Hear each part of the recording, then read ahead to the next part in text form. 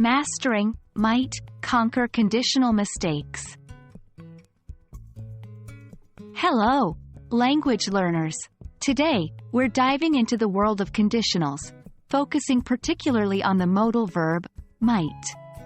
We're going to pinpoint common mistakes and pitfalls when using might, and help you avoid them. So, let's get started. Might is a modal verb used in English. We generally use might to talk about possibilities or uncertain situations in the present, future, or even past.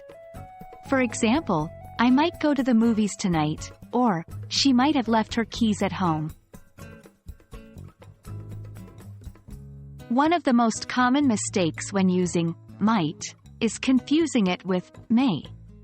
While both are used to express possibility, may is typically used for something more likely to happen, while might suggests a lower possibility.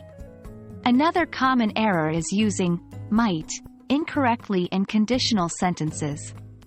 For instance, it's incorrect to say, "If I might have time, I will come." The correct sentence should be, "If I have time, I might come." To avoid these pitfalls, always remember to use might to express a lower level of certainty. And when using might in a conditional sentence, remember that it should be in the main clause, not the if clause. Also, avoid using might with other modal verbs. We do not say, "She might can help you," but rather, "She might be able to help you."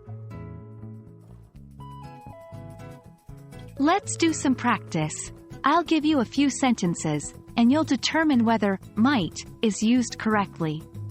Here they are. 1. If it might rain, we will stay at home. 2. He might be at the library. 3. I might can finish this assignment tonight. Think about these and check if might is appropriately used. Well, that's all for today's lesson on the modal verb, might. Remember, practice makes perfect. Keep these tips in mind, and you'll master the use of might in no time. Thanks for joining me today, and as always, happy learning.